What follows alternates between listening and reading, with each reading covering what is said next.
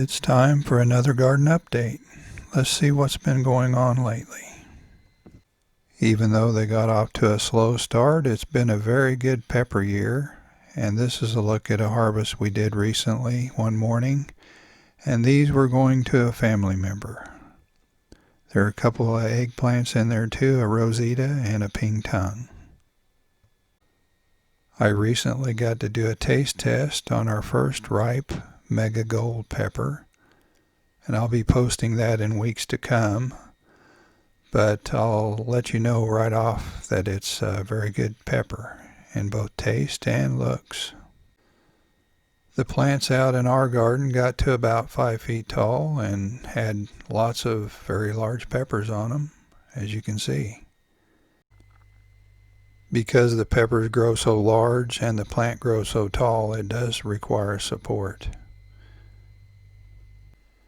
I was impressed enough that I think I'll grow this one again next year. Here's a look at several that we harvested for some stuffed peppers that we made recently, and they work great for that. They're very thick-walled and meaty. I did a video a few years ago of our stuffed pepper recipe, and if you're interested in seeing that, I'll put a link down below. It's pretty easy to put together once you have the ingredients. I pulled out all of our long beans, but before I did that, I saved some seeds. I just let them stay on the plant until they start to become kind of leathery and you can see the beans inside. Then I pull them and put them somewhere until they're completely dry. Some of the super hot peppers are starting to get ripe. This is the death spiral, which comes in at over 1 million Scoville heat units. And the reason I'm wearing gloves is because if you get the oil from any of these peppers on your skin, it can ruin your day in a hurry. Here's a look at the apocalypse scorpions, which also come in at over 1 million Scoville heat units. For comparison, a jalapeno is 2.5 to 10,000.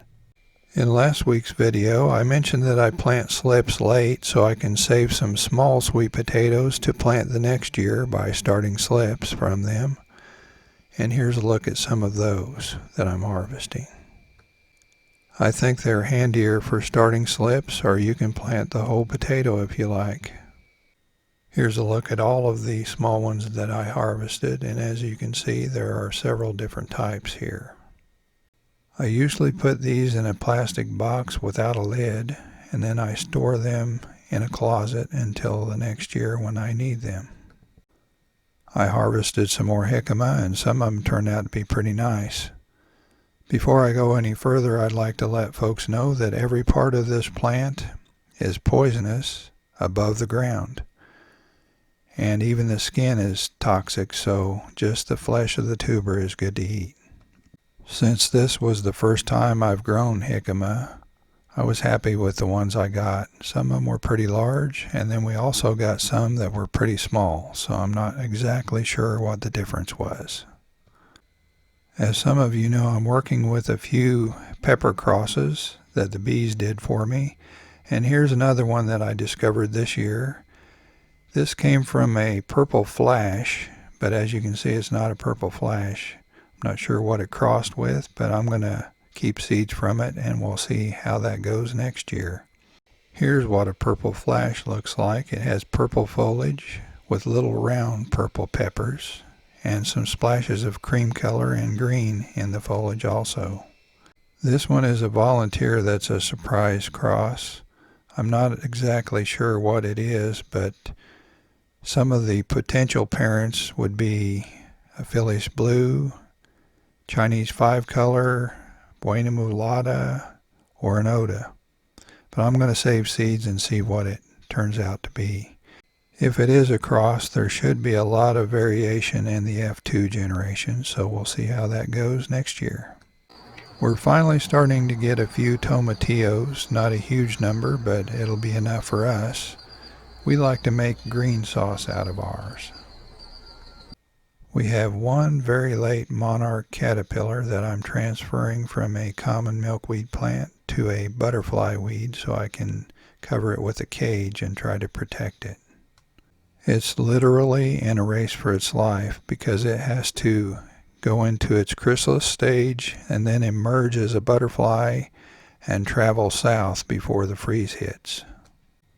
Here's a look at one changing into a chrysalis from a caterpillar, and it's a pretty interesting thing to see in person. It doesn't take it very long once it gets started. Once it transforms into a chrysalis, then the next stage comes about 10 to 14 days later when it emerges as a fully developed butterfly. On the day before they emerge, the chrysalis becomes transparent and you can see the butterfly inside. It takes them a few hours to spread their wings out and dry them before they're ready to fly. While we're on the subject of insects, I'll be posting this video of the praying mantis eating a katydid on my other channel tomorrow. So if you're interested in seeing that, I'll put a link to my other channel below. If you're just now finding this channel, please subscribe. We'll see you next time.